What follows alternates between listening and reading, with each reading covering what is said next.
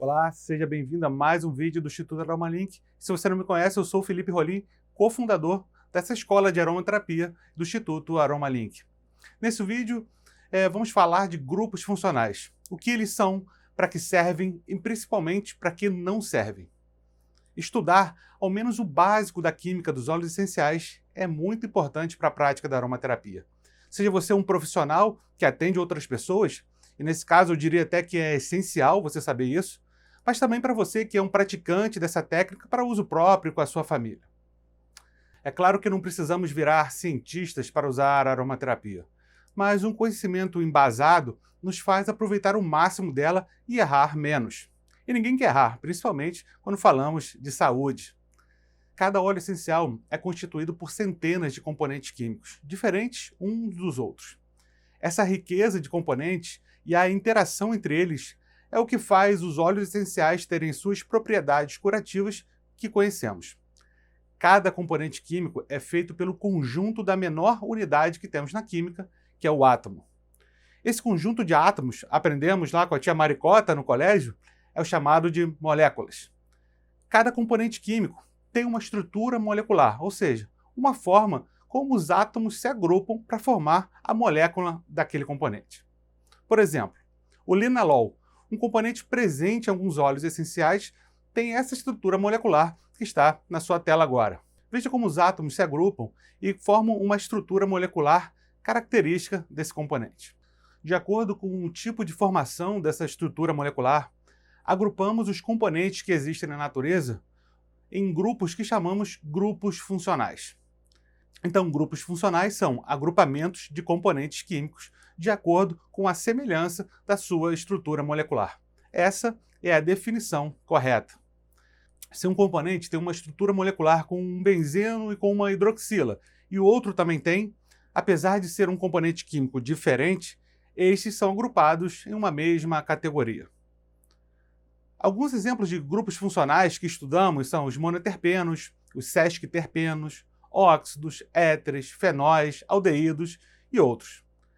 Percebeu que para eu te explicar o que são grupos funcionais, eu não falei de aromaterapia e de efeitos dos óleos essenciais? E esse é exatamente o ponto onde eu queria chegar.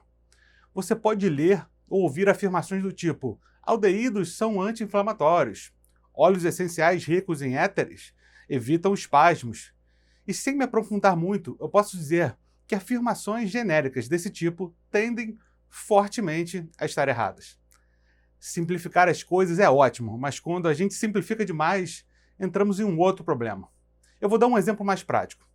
Quando ouvimos a frase "pessoas gordas têm pressão alta", a gente pode ouvir isso e inferir que todas as pessoas gordas têm pressão alta, que somente gordos têm pressão alta, ou que a gordura é a causadora da pressão alta.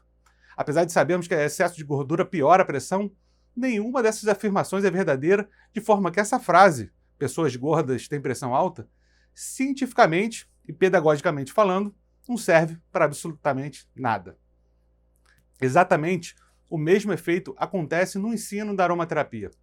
Afirmações genéricas como essas reduzem toda a complexidade, e eu poderia dizer aqui a beleza da natureza em uma equação quase que matemática e uma análise puramente química, que já se confirmou muitas vezes estar errada. Analisando um pouco mais, a classificação de grupos funcionais não é uma classificação de óleos essenciais, e sim de componentes que existem nesses óleos. Nenhum óleo essencial é composto por componentes de uma única família, e mesmo que a maioria dos seus componentes possa ser de uma família específica, essa maioria, às vezes, pode corresponder a apenas 40% da sua composição. Não podemos afirmar qualquer propriedade desse óleo desconsiderando os outros 60%, por exemplo. Mas então para que eu vou estudar grupos funcionais se eu acabei de dizer que eles não servem para indicar propriedades dos óleos essenciais? A estrutura molecular dos componentes dos óleos podem sim nos dar muitas informações úteis para usar na aromaterapia. Conhecendo a estrutura molecular desses componentes, podemos saber se são óleos que têm durabilidade maior ou menor, se são mais voláteis. Por exemplo, quando a sua estrutura molecular dos seus componentes é pequena, ele tem moléculas mais leves e ficam mais voláteis, evaporando mais rápido, como os monoterpenos, por exemplo. Podemos saber os que têm mais tendência a oxidar, a estragar, e os que são mais fáceis de absorção na pele, os que podem ser mais irritantes e outras características. A química é importante e essencial, mas sozinha não dá conta de toda a complexidade da biologia. Precisamos juntar todo o conhecimento para entender como funciona a aromaterapia e como obter o melhor dela. Estudar os grupos funcionais é essencial, mas a gente tem que saber aplicar esse conhecimento da forma correta e não usar esse conhecimento para nos confundir e ficar inferindo soluções, inferindo propriedade dos óleos que contêm esses componentes por causa de grupos funcionais, porque isso já vimos que não funciona. Espero ter te ajudado um pouco no entendimento da aromaterapia e se você quiser conhecer um pouco mais de nós, navegue no nosso canal, veja os outros vídeos e aqui embaixo desse vídeo tem alguns links que falam um pouco mais sobre a gente. Obrigado pelo seu tempo e te encontro no próximo vídeo.